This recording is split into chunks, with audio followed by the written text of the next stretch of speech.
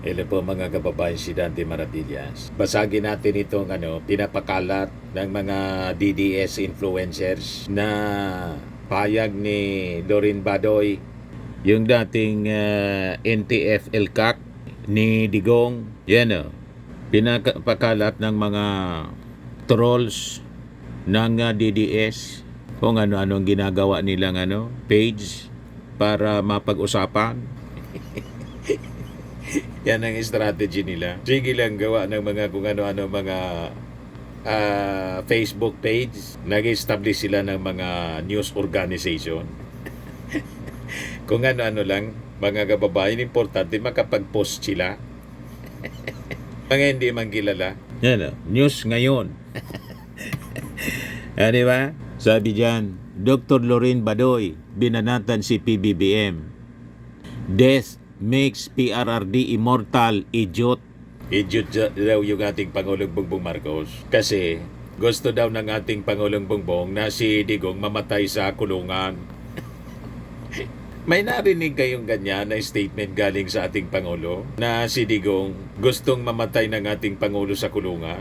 Wala pong ganong pagnanais yung ating Pangulo. Never, kahit yung mga supporters niya, mga Marcos loyalists, never po na nagnais si PBBM at ang mga sumusuporta sa kanya. Kahit po tayo, ayaw nating mamatay sa kulungan si Digong. Ang gusto natin mga kababayan, si Digong makalabas ng buhay.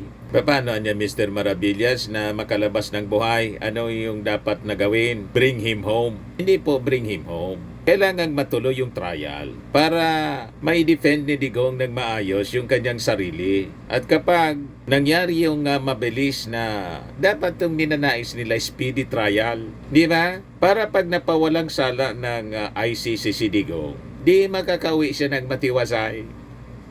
Makakauwi siya ng buhay at matiwasay, mga kababayan, at pwede siya uli na umupo bilang mayor ng Davao. Yan ang ating amithiin mga kababayan. Di ba? And I think ganun din yung ating Pangulo. Pero iba yung iniisip ninyo, kayong mga supporters ni Digong, bakit gusto ninyong mamatay sa kulungan? Di ba? Walang wish na ganyan po ang mga Marcos supporters, kahit yung ating Pangulong Bongbong. Kaya lang, may obligasyon yung ating Pangulo bilang leader ng ating bansa. At sabi nga ng ating Pangulo, wala man siyang kinalaman sa kaso ni Digong po. 2017 pa niya yan. Kaya lang, may obligasyon tayo sa Interpol. Yun ang naging paliwanag ng ating Pangulo nang aristuin po si Digong ng Interpol at i-deliver doon sa The Hague. Yan pakinggan po ninyo yung sinabi ng ating Pangulo 7 months ago. Government is just doing its job. Gumagawa lang ng trabaho niya. It's not because it's one person or another that we do the things that we do. Maybe sa nung mga nakaraan na mga administrasyon, baka ganun ang ginagawa. Pero para sa akin, hindi naman ganun. Sumusunod tayo sa batas. Correct. We are a member of the community of nations. Correct. We must live up to our responsibilities, to the commitments that we have made to the community of nations. And that is what's happened here. Politics doesn't enter into it. Bakit? Why that?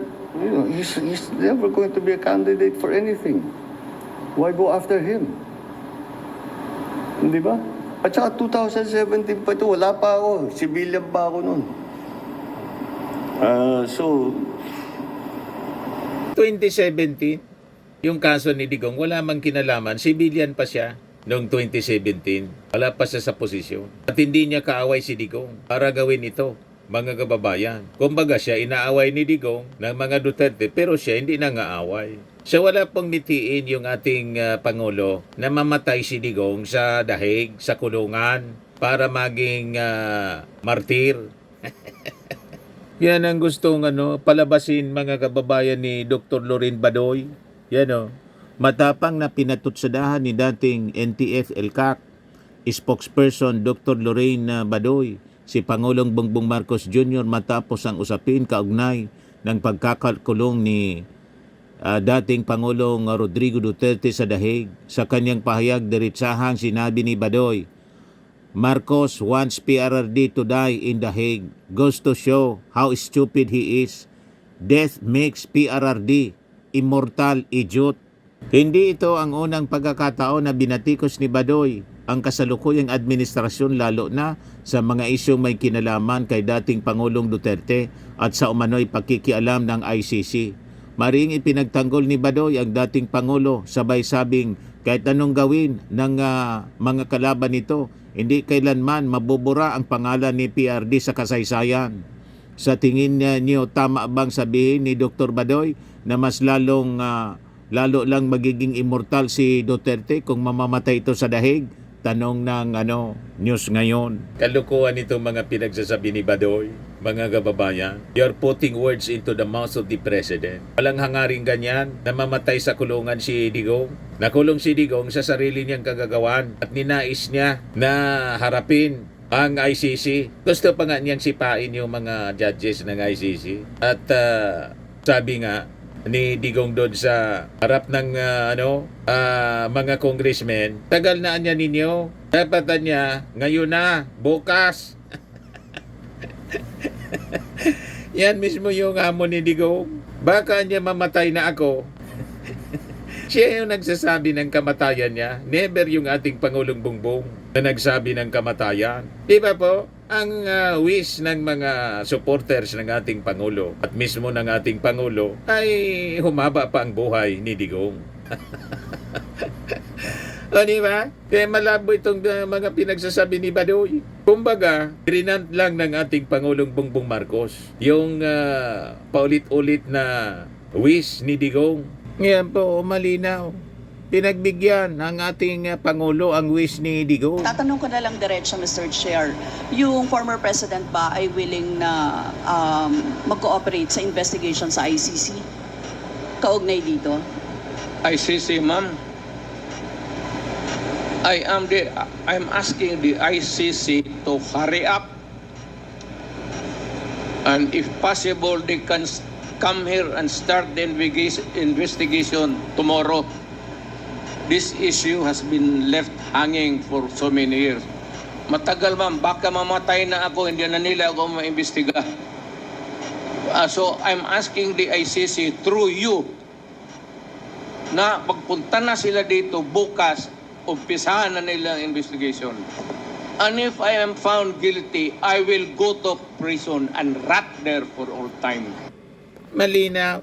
Bakit hindi ninyo pinakikinggan ang wish ng inyong leader na si Digong? Na sinasabi ninyo, gusto ng ating Pangulong mamatay sa kulungan si Digong. At si Digong, pag namatay sa kulungan, magiging immortal. Walang ganong sinabi yung ating Pangulo na gustong mamatay Gusto niyang mamatay si Digong sa Dahig. Si Digong mismo ang gustong mamatay sa Dahig. Mabulok daw siya doon.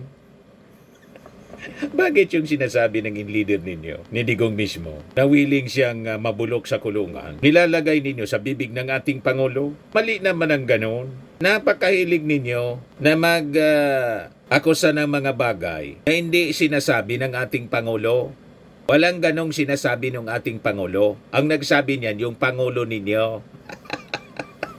Di ba po? At yung sinasabi ninyong magiging immortal si Digong, di mabuti yun kung magiging immortal siya, hindi na mamamatay si Digong. Di ba ganon ang kalagayan ng isang immortal? Kaya niya, Mr. Maribillas, ang ibig niya sigurong sabihin, immortal yung kanyang pangalan. Magiging immortal na. Pwede maayos. Anong problema ninyo doon kung maging immortal si Digong? Hindi makakalimutan ng mga tao. Hindi man talaga siya makikalimutan sa history kasi siya yung unang Pangulo ng Pilipinas na nakulong sa Dahig. At unang Asian leader na sumailalim, ASEAN leader na sumailalim sa trial ng ICC. O di ba? Sabi nga natin mga kababayan, kung hindi siya nagkasala, magkakalabas siya ng buhay. Kaya lang pag limbawa, mapatunayan siyang nagkasala ng walang kaduda-duda kasi yung ebidensya mula mismo sa kanyang mga pronouncement, sa kanyang bibig mismo nang galing. Yan ang problema. Di ba? Kaya kayo masyadong nag-aalala kasi si Digong malamang sa malamang makonvict po kasi ang ebidensya mula mismo sa kanyang bibig. O ito ngayon yung latest ng mga development sa ICC. ICC Appeals Chamber urged to dismiss Rodrigo Duterte's appeal for interim release. So sabi ng Office of the Prosecutor, the defense anya failed to establish any legal or factual error in the decision for his continued detention. The decision is reasonable and correct. Mr. Duterte's three grounds of appeal failed to establish any legal or factual error. Rather, the defense repeatedly expresses its mere disagreement with the decision, mischaracterizes and ignores the chamber's reasoning, and misstates and misunderstand the applicable law. The appeal should therefore be dismissed, sabi po ng prosecution.